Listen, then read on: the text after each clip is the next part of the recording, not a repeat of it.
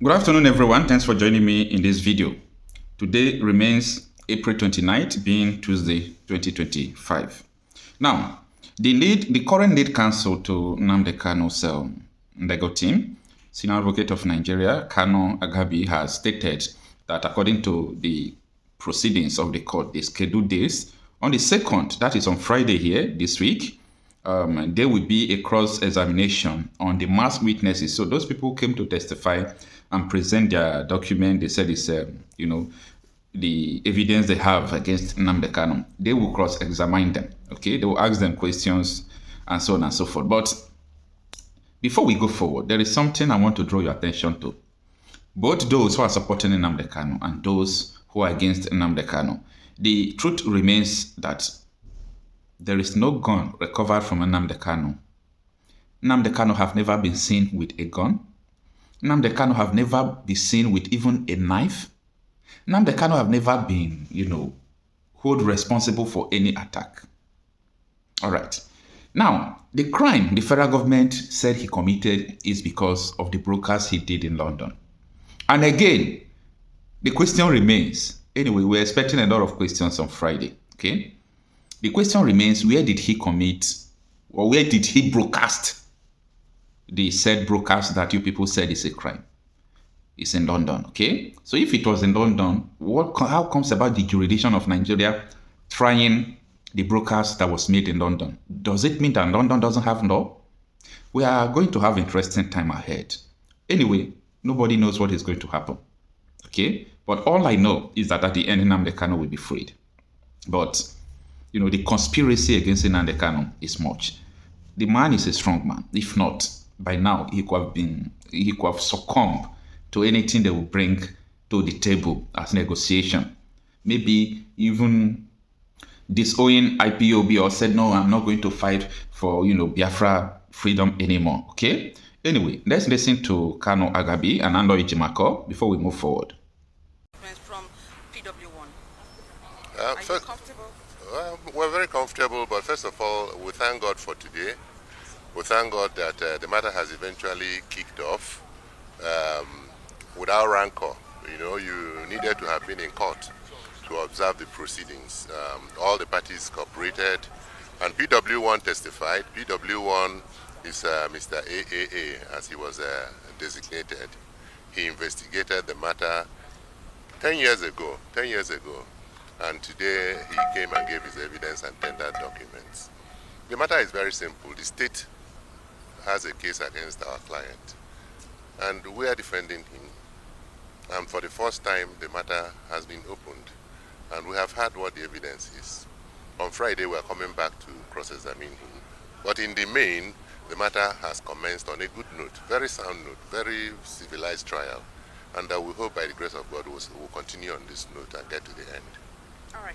Thank you very much. Thank you. Reason why we have to say something in addition to what the SAN has said. This gentleman here, these lawyers standing with me here, are members of the old guard. We have been there from the get-go, so we know the nitty-gritty of this case. Well, what I can add is we are finally here. The government is finally having the trial that it desires. Our position still remains unchanged despite the ongoing trial. That our client is innocent of the charges, that the case is driven by political considerations, and in the end, the innocence of our client will be established. So we take it from here to 2nd May, when we are going to subject the government witness who testified today.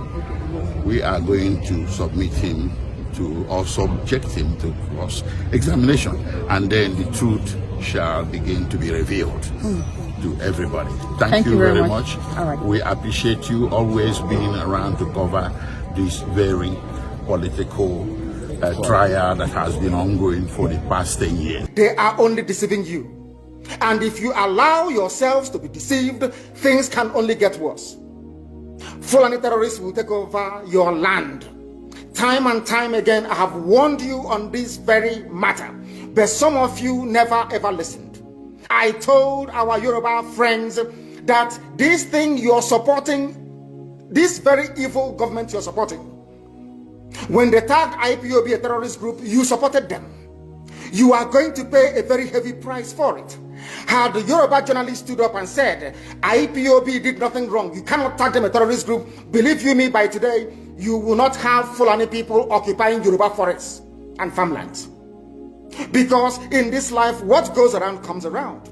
If you support evil today because you're benefiting, eventually that evil will overwhelm you. The same thing happened to APC. The same thing happened to Fulani Caliphate. They brought in terrorists from all across the Sahel. They brought them into Nigeria to try to force Jonathan out of office. Now Jonathan is out of office. They are now, of course, reaping what they sowed, all of them. I've seen tons of video recently that the Fulani are taking over the forest of the Yoruba people. Let's say the Yorubas.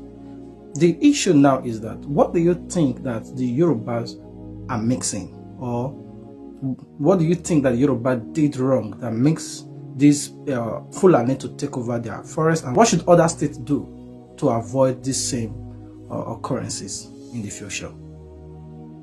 That is the price you pay for duplicity. That is the price you pay for treachery.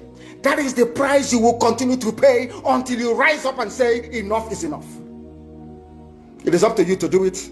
You did it during NSAS. You can do it again. Can you imagine Fulani people telling you, if you remove Fulanis from Yoruba forests, imagine Fulani telling you, if you remove them from your ancestral lands, there will be war, and you are panicking. And you have not asked yourself, why are they not saying something about the East? Why did they not say to Eastern Security Network? Why did they not say to me, if you don't stop evacuating Fulani terrorists from the forest, there will be war?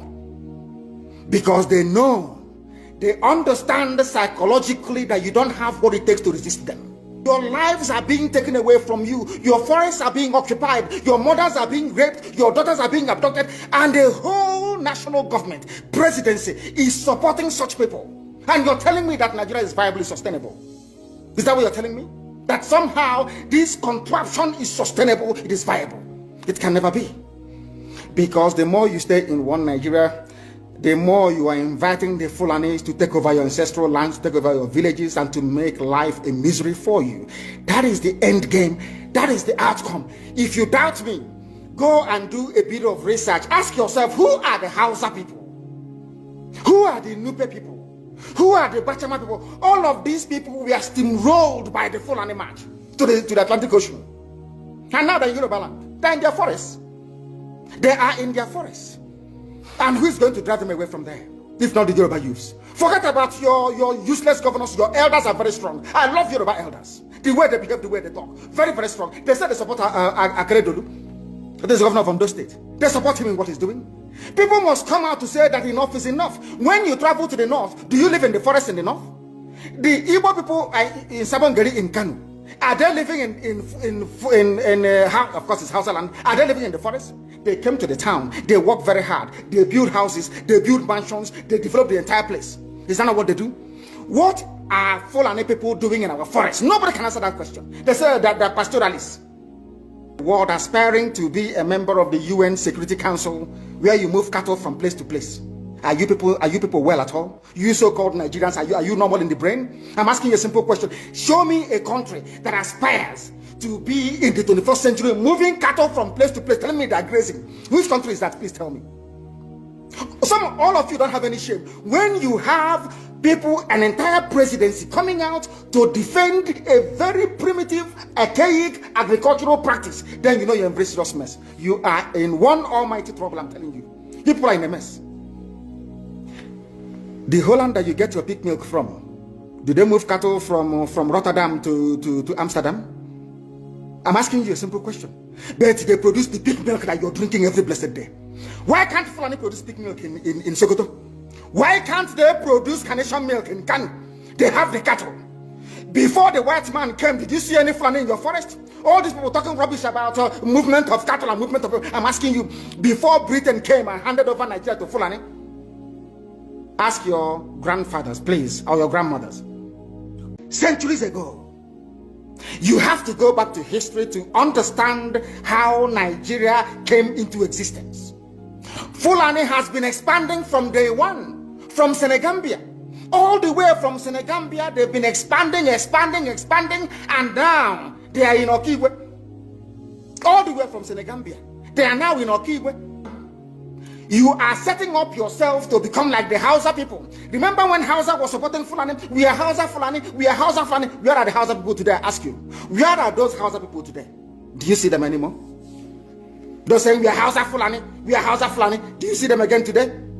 Do you see them? I'm asking you. No, because Fulani have completely overwhelmed them. It's called emasculation. Completely emasculated them. And what is happening right now? I ask you, what is happening now? Fulani have now come out to tell you we are Fulani people. Is that not what they are saying now? They are not telling you we are Fulani. No more Hausa Fulani. What does that tell you? That the Hausa race no longer exists. Do you want the same thing to happen to you? Hausa is gone. It took Fulani very many years before they came out of their shell. Remember before, many years ago, they said we are Hausa Fulani. We are Hausa Fulani. Because that time, their subjugation of the Hausa race hasn't been completed. Now they have completed it. Have they not completed it? In the East, they come to the East, I will tell you, oh, you want to be the president or vice? Yeah. They say, give us land for Ruga. They give them land. I saw Joseph Okado did that law Banta. They have taken it over in forever and ever. Give us land in your state. Hope of them prove to us that you are stood to give us land in Olo. Hope of them will give them land in Olo. We can go and kill people in Obibo. We can kill for them. How many Fulani governors are prepared to kill bandits? I didn't say normal people. I'm talking about armed, dangerous bandits. How many Fulani governors? Go and read your newspapers, you will see it there. Fulani governors are negotiating with them, giving them arms, giving them vehicles, making sure that their life is no longer in misery. But see, they come down to the south. They tell you, give us land for Ruga. Go and kill your people to prove to us that you're one Nigerian. That was why Obi was talking rubbish. Was talking yesterday or 2 days ago. Supported by the BBC. The problem you people have in Nigeria is this. Your journalists, you see people, Punch newspaper, Tribune, Vanguard, and Nation, they are your second worst enemies. I'm telling you the truth. They can never ever be objective in their reportage. Never ever ever. That's why all of you are suffering. But you don't know it. They were the same people used to scuttle the NSAS protest. Of course, some of you went about looking for Indomie in warehouses. Only Fulani stooges can now imagine the East. It took them very many years, nearly 50 years, to accomplish this very simple task of making sure that everybody, be it Ohanese, be it Pandef, be it governor, anybody you're bringing out must come to the north to swear allegiance to the caliphate. All of them. Ban on. Is there any political godfather in the East? There is none. They all go to the north to go and swear allegiance to the Janjaweed. That is why our life is in a mess. That is why they can bring somebody like Obi also and make him the Ohanese President General. In front of our eyes, in front of Korokoro. And what did they bribe? They gave money to BBC. They gave money to all Zoo newspapers. They started to trumpet. Obi also, Apex Group, Apex. You saw them holding their meeting under a canopy. A ton without shame. A whole Ohanese. Under sand, ton canopy. Maybe you saw it. Disgraceful and shameful. Talking rubbish. The man looks like a Janjaweed anyway. Talking nonsense. These are people they have prepared for you to sell you down the drain. By the time the Fulanis are done with you, believe you me, if you don't rise up now to fight for your freedom, by the time Fulanis are done with you, you'll be more useless than a Hausa peasant doing Babiala. In 2014, 2015, 2016, they said he's a warmonger. He's a warmongering. I went to America and I told World Igbo Congress that this war you are avoiding is going to come to your villages. They said, no, it's not going to happen. What is happening today? When Yoruba was supporting the dead idiot called Buhari, did I not warn them that this evil you're supporting will consume you? They never listened. They never wanted to listen. IPOB is a terrorist group. You're trying to divide Nigeria. But Mietiala is not. People that you are calling bandits, have you heard anybody come out to say, please Buhari, since presidency is there defending terrorists in the forest, why don't you proscribe them? No, you cannot proscribe a Fulani group. Never. And all of you were supporting evil. When there is the proscribed IPOB, proscribed indigenous people of Biafra. These are Yoruba journalists writing junk. Every day they keep writing rubbish. But their land is under siege. In order to ensure that they get into you, they subjugate you. Look at Yoruba land, Ilorin. Yoruba, how did you lose Ilorin? You lost Ilorin because somebody thought or felt that by aligning himself with what he felt was a superior Fulani force, he can defeat his own people. Afonja, what happened? As a result of that miscalculation, the great Yoruba race lost Ilorin to Fulani Caliphate. That is why in Ilorin you have an emir of Ilorin, not an Oba of Ilorin, answerable to Sokoto. That is where Lai Muhammad comes from. You can see them. Sokoto slaves in Yoruba land. When I say that it's not religion, it has nothing to do with religion.